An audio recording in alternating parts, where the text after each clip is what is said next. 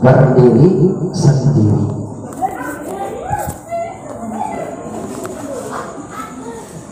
Berdiri dengan damai.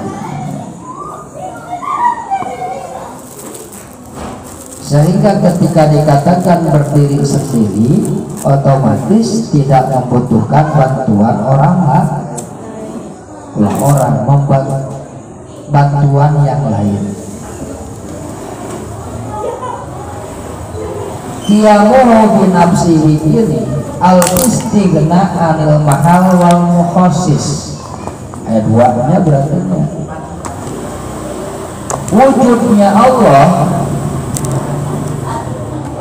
dengan keterkaitan zatiyahnya Allah berkaitan dengan dua. Ya mau binafsi. Satu, bahwa al-istighna'u anil mahal, bahwa Allah itu tidak membutuhkan tempat, ya. Tidak membutuhkan tempat. Bisa nggak manusia hidup disebut berdiri sendiri? Contoh, saya mandiri loh, saya tidak membutuhkan siapa dan tidak membutuhkan apapun. Coba mana ulah cicing di tempat kan?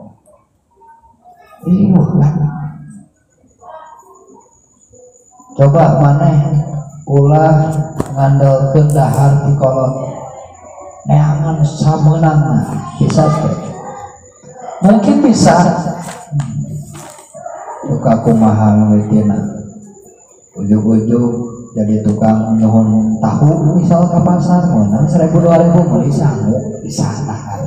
Tetapi ketika dengan sombongnya saya bisa berdiri sendiri, mandiri, tanpa bantuan siapapun dan tanpa ketergantungan pada apapun. Coba kamu jangan berdiam diri di suatu tempat.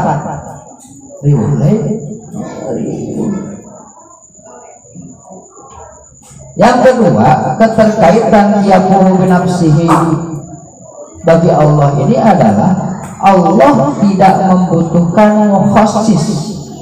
Mukhassis itu sesuatu zat yang menentukan Allah.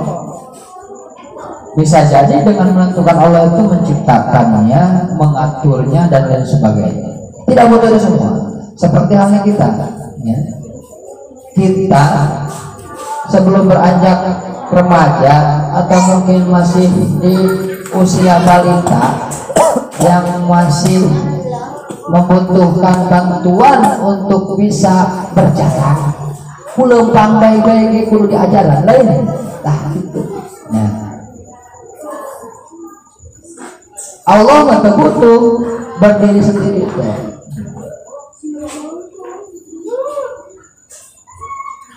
Jadi kalau mau disimpulkan bahwa tempat itu zat, mukhassis itu yang mewujudkan.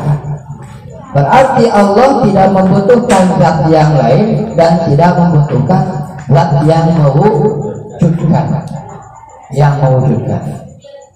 Sehingga makna daripada keadaan Allah sebagai zat yang berdiri sendiri adalah bahwa Allah itu mampu terbebas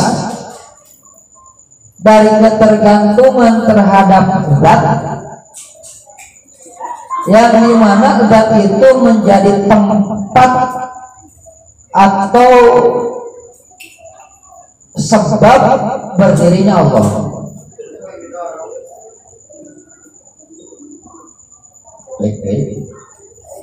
Allah tidak membutuhkan sesuatu zat yang menjadi sebab berdirinya Allah. Contoh, orang masih bisa dahar ke air. Naon sebab tak masih bisa dahar? Aya beas. Hiji aya beas anu bisa disanggukeun, percuma beas itu bisa disanggukeun. Ya, beas teh nu kumplit kok beas nu hade anu bisa disanggukeun. Kedua, sehat mulut urang, sehat agar bisa dahar gitu. Kedua, aya nu ngalah beasna. aya kanggo meserna, aya nu ngalahartosna, eta sababiah urang bisa dahar. Bener teu? Teu karasa ku urang. Sareng 2.000 teh nasaha neangan coba. Awanian abe ka kolot lede.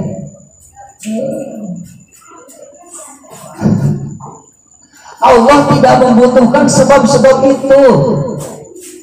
Urang mariweuh satu sebab saja hilang udah ribu.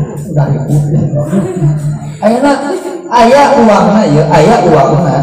Orang tua kita, bapak kita mencari uang untuk kita supaya bisa makan. Uang sudah didapat, tapi berasnya nggak ada, langka seluruh dunia. Mulina, nah, sampai, tapi kan sebut dahar, bisa dahar kan kita itu nah,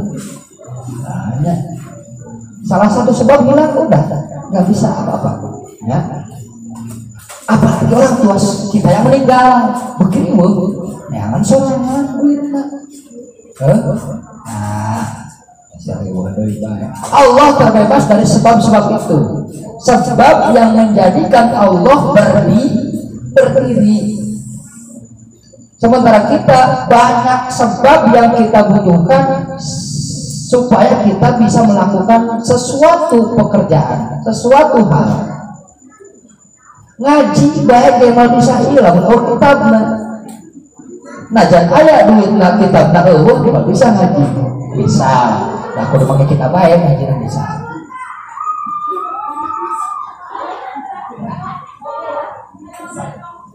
mal bisa ngaji jeung masantren lamun eueuh nu ngirimna sebabna bisa masantren teh kitu le kita masih banyak bahkan wajib membutuhkan sebab-sebab daripada apa yang kita hadapi dan apa yang kita bisa lakukan. Allah tak terbebas daripada itu semua. Dan yang kedua, Allah itu terbebas dari zat yang mewujudkan Allah. Kembali ketika masuk pada yang mewujudkan maka akan berlaku daur dan asal sudahlah mustahil. Ambil contoh dalil akli bahwa Allah itu berdiri sendiri ketika kamu berbicara bahwa Allah itu membutuhkan kepada tempat, misal tempat yang menjadi sebab Allah itu berdiri ya, berdiri lain gantung lain maksudnya masih mandiri, kayak gitu mandiri bisa melakukan apapun ya. Lain berdiri nangtung lain maksudnya teh berdiri sendiri mampu lah. Oke, ganti bahasa. Ketika kamu mengatakan bahwa Allah membutuhkan sesuatu sebab yang menjadikan sebab Allah mampu gitu ya, mampu nanti kulataran sebab, maka apa bedanya Allah dengan makhluk? Misal seperti halnya warna putih yang membutuhkan zatnya. Warna putih, ada warna masuk kategori zat apa sifat? Sifat, oke. Sifatnya, warna-warni itu dikategorikan sifat. Warna putih butuh kepada zat, sehingga ya, warna putih bisa disebut putih ketika nempel di suatu benda. Ya. Apa? Iya. Sehingga ketika si benda itu ada, ya, putih pun bisa ada. Ketika Allah dipersamakan dengan sifat putih itu, ketergantungan kepada yang lain, maka apa bedanya Allah itu dengan putih yang kemungkinan bisa disebut sifat Allah? Sifat Allah bisa disebut sifat. Sementara kita yakini Allah tidak berlaku bagi Allah ketempelan sifat. Ari teh balik deui. Allah mah moal kasifatan ku sifat. Balik deui salahnya. Bingung dia lain mah. Henteu sah, henteu mungkin batal hukumna lamun Allah disebut sifat. Sabab Allah katempelan ku Sifat. Oh ya. Arti Arti sah Allah disebut sifat dan kulantaran Allah mah ngagaduhan sifat. Nu ngagaduhan sifat biasana Zat. ya. Kan tadi teh ya Allah ketika dipersamakan dengan putihnya karena putih membutuhkan zat, membutuhkan benda, maka berlakulah hukum putih. Maka Allah pun sama ketika dipersamakan dengan putih teh Allah membutuhkan zat, berarti Allah teh termasuk sifat. Tidak mungkin Allah disebut sifat sebab Allah maka tempelan ku sifat. Nu katempelan ku sifat naon? Zat. Teu aya sifat katempelan ku sifat. I aya bodas beureum. Eta. I aya kasep goreng misal. Nu kasep mah kasep goreng mah goreng. Ka jelas ngomong teh. Aing teh kasar tadi goreng ge. Bingung aing mah. Tidak bingung. Aing teh kasep sabenerna mah kajun goreng ge. Nah, itu eta. Kasep kajun goreng ge. Oh, jangan goreng kasep. Goreng mah goreng bae kitu nya. Menyebutkeun kasepna ge teu ngarti ieu. Teu aya sifat katempelan ku sifat paham. Teu kasep ieu. Res. Sehingga Allah tidak masuk kategori sifat. Yang kedua, taman mudatnya nukahiji tidak butuh zat. Bahwa Allah itu tidak membutuhkan yang mewujudkan. Ketika Allah membutuhkan yang mewujudkan Allah, maka Allah dikategorikan zat yang baru. Dan yang membarukan Allah pasti butuh lagi yang berlaku lagi pasal sul atau daun mustahil riba. Maka dia sifat butuh na Allah berarti sifat mampu na Allah teh mampu anu mutlak, mampu anu mutlak, berdiri dengan zatnya, berdiri sendiri tanpa ketergantungan dari yang lain. Sementara perbedaan dengan kita makhluknya, kemampuan kita itu dikoyidi itu dipengaruhi. Contoh, saya mampu untuk bisa ceramah, ya. Ceramah, ya durasi 20 menit 30 menit saya mampu. Tapi kemampuan itu pasti dipengaruhi dengan yang lain. Misal satu, kudu ngapalkeun aya bahan ngapalkeunana, nu kadua pengetahuanana, nu katilu aya nu nongtonna. Da lamun eueuh nongtonna eta mah TikTok ngaranna teh dina kamera sorangan ceramah. Aweur Bari jeung teu lain ieu.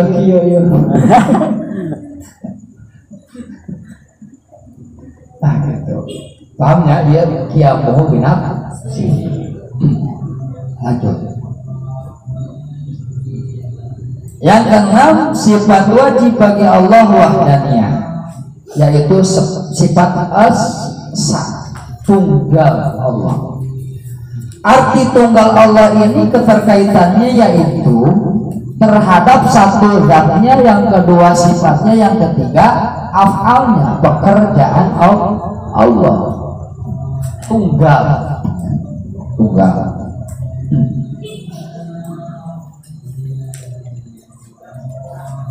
Pertama, wahdah berarti lamun kaitan tina masalah kata, ya. Wahdah. Lamun wahid satu otomatis aya dua. Ari wahdah mah hitungan satu tapi tidak mempunyai bilangan. Arti itu satu tapi tidak mempunyai bilangan. Baik bilangannya bilangan terpisah, ya. Berarti terpisah teh naon? Fasil. Atau bilangan-bilangan pecahan atau mutasil. Mulai ya karena ilmu makulah kambon fasil, kambon fasil. Wahdaniyah adalah satu tapi tidak mempunyai bilangan. Baik bilangan terpisah ataupun bilangan yang tersambung, pecahan bersambung.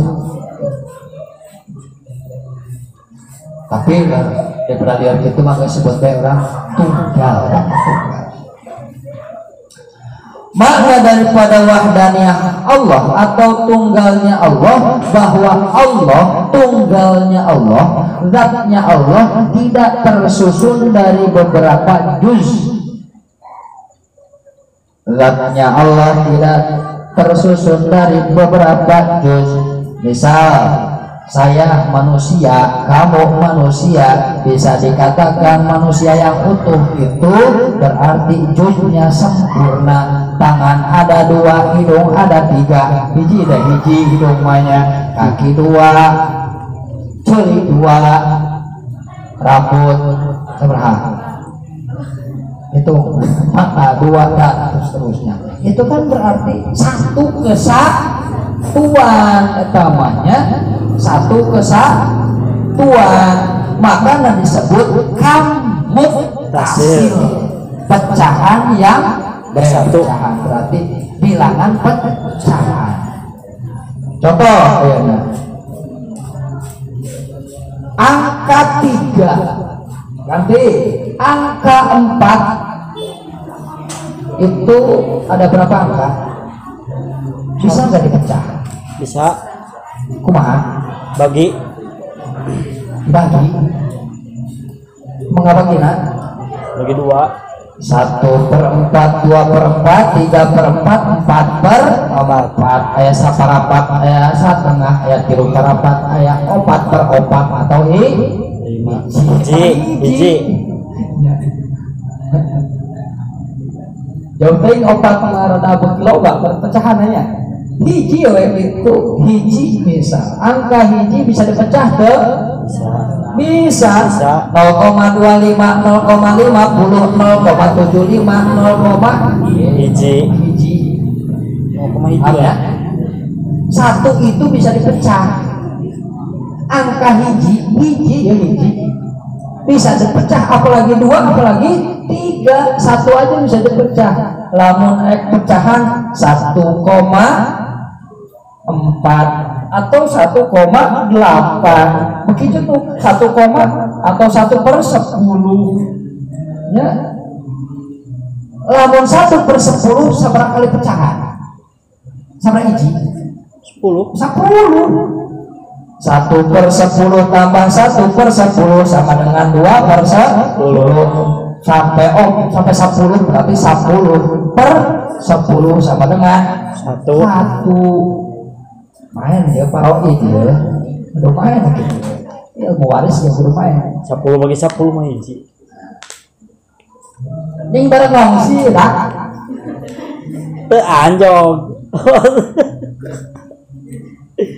2/10 ditambah 3/10 sabaraha? 5/10. Desimalkeun. Hiji. Desimal. Cuma 2/10 tambah 3/10 desimalkeun. 0,5. Benar. 2/10 tambah 3/10 berarti 5/10. 0,5. Kudu main ke sekolah aja. Urang ke sanawiyah lulusan bisa ngitung, SMA tuh bisa ngitung. molor bae urang nya matematika. Sekolah nanti sepatu. Oh, sekolah dari sepatu. Kuat. Disebut kamut hasil. Jadi hitungan itu bisa dipecah, sementara Allah tidak bisa dipecah. Tunggalnya Allah. Zatnya Allah tidak tersusun dari beberapa juz. Itu yang pertama. Yang kedua, bahwa zatnya Allah tidak ada keserupaan dengan zat yang lain. Ketika ada serupanya zat Allah yang menghasilkan kemustahilan, maka disebutnya hamun hasil. Nama keluar jalur. Ini ilmu makulah. Ilmu makulah.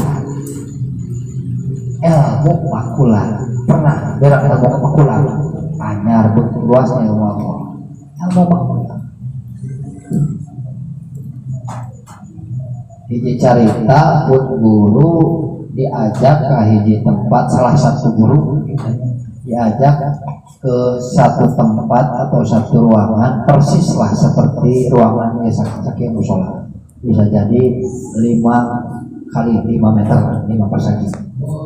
Di dalamnya banyak rak buku, samping tembok, rak tengah dan sebagainya. Semua rak terisi penuh oleh kitab. Yang kitab itu tersusun rapi dengan hitungan judul kitabnya yang terdiri dari beberapa jilid. Misal satu nama kitab 10 jilid, terangkai nama nanti. Disebut perpustakaan, bukan. Hari perpustakaan mah terkesan beda-beda kan, berbagai ilmu. Ini mah bukan perpustakaan. Nah ini kalau mau tahu hanya kitab hadis. Satu ruangan itu penuh dengan hanya ilmu hadis. Itu pun hadisnya hadis Bukhari. Hadis Bukhari disyarahi Fathul Bari, disyarahi kitab anu. Jadilah satu ruangan ini satu ilmu hadis. Cantik asup kan ya. Begitu luasnya ilmu Allah. Cacakan gitu, masakin apa yang kecantikan apa kardus kan. Dina kamana orang ngaji teh kamana? Ilmu itu masih luas, hanya sebatas sapin apa ya, aduh, cemen. Motivasi sangkan ngaji teh, bener gitu.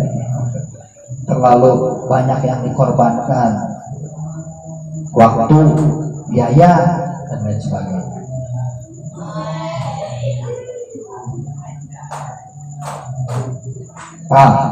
Kesimpulan bahwa sifat wahdaniyahnya Allah itu membatalkan dua hitungan, dua bilangan. Satu bilangan tadi yang terpisah disebut kamun fasil, dan membatalkan bilangan pecahan yang disebut kamut tasil. Arika bilangan pecahan lamun kana bendakeun ya, kana bendakeun seperti roti atau donat. Satu donat itu satu donat itu tersusun dari beberapa juz, dari beberapa bahan yang bisa menjadi sebab jadinya satu itu. Dina naon? Paham ieu bahan naon? Tarigu, tipung tarigunya, telur dong terus. Nah gitu dan jadi wetah donut gitu. Macam nama donut mungkin tenang. Jadi batal lamun sebut tunggal teh si donat teh batal karena kesatuan, satunya itu kesatuan.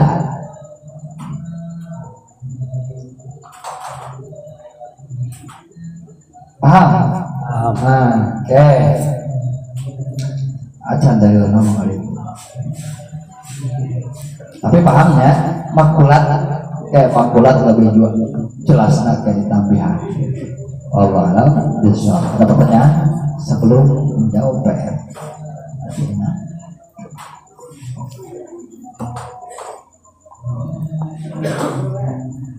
Oh, di pada PR baik dia nggak mikir. Kalau tidak ada pertanyaan, silakan menjawab. Pertanyaan nanti kemarin naon? Bagaimana? Bagaimana namanya? Cing bacakan. Bagaimana cara kamu menemukan Tuhan, gitu ya? Ketika sudah ketemu, ditaruh di mana itu Tuhan? Baskom, silahkan dijawab.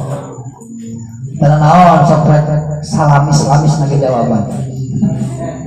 Bebas. Kertahaju deh kumang. Pertanyaan hal ada? Ada. Kamar ya jawaban.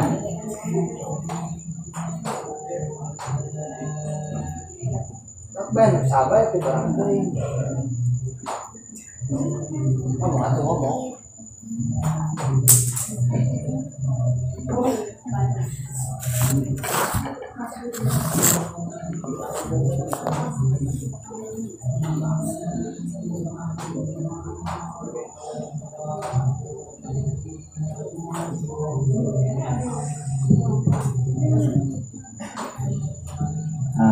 Assalamualaikum warahmatullahi wabarakatuh. Waalaikumsalam.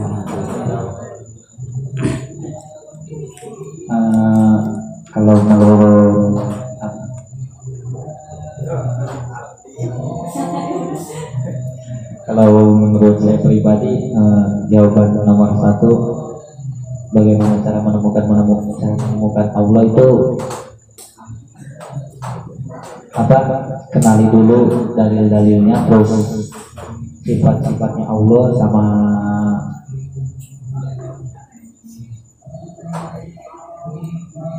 zat-zatnya Allah. Jadi ketika kita sudah mengenali dari semua itu,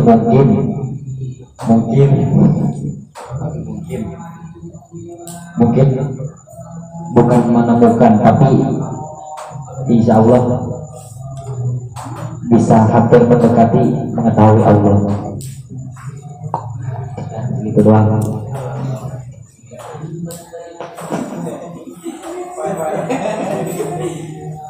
Sok musanes lah.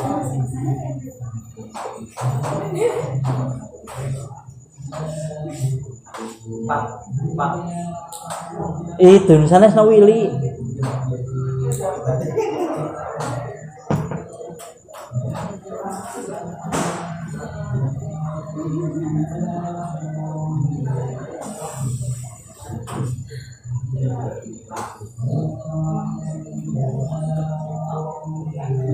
Adek, saya kasihkan ke istri. Ayo, ada bungkem deh, ngomong, debat sekalian. Jadi misinya itu pembentukan mental berbicara, keberanian berbicara.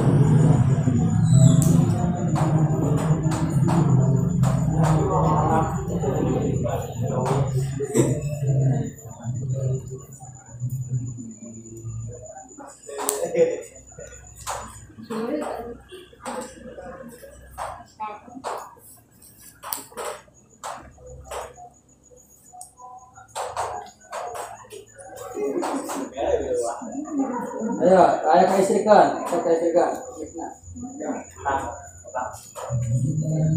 Apa? Tanah kemik apa? Ya.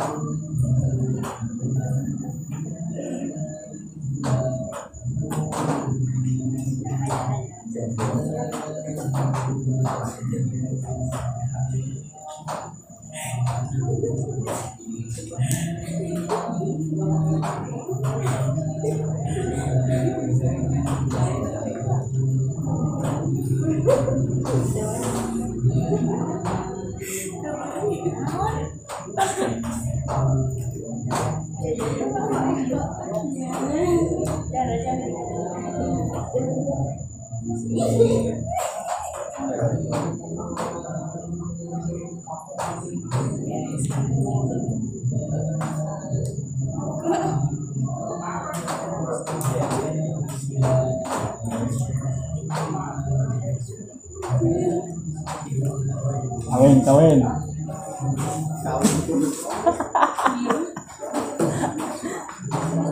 Ayo. Neng. Harusnya kan satu-satu kembali gay. Satu-satu. Jadi membentuk pola pikir. Sok pikirna jalankeun, tuangkeun dalam kata-kata.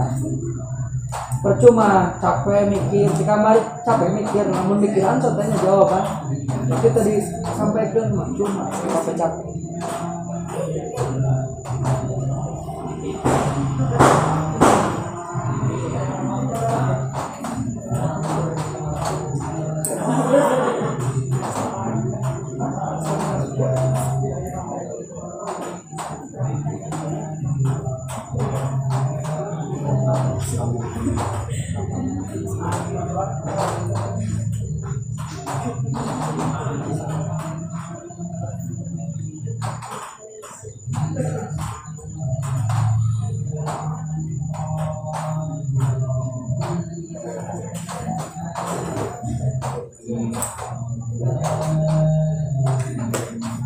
Balikkan ke Sail.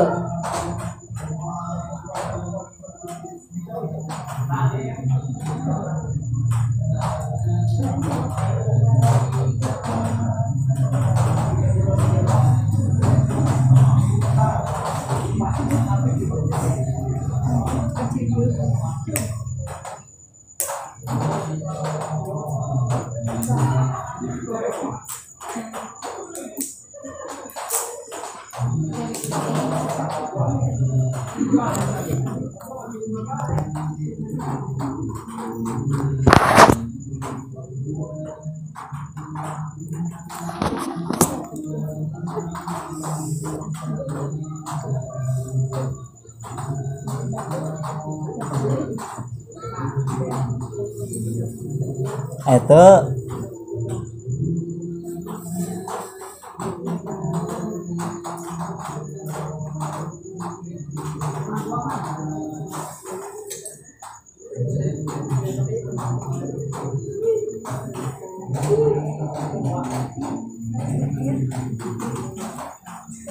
sok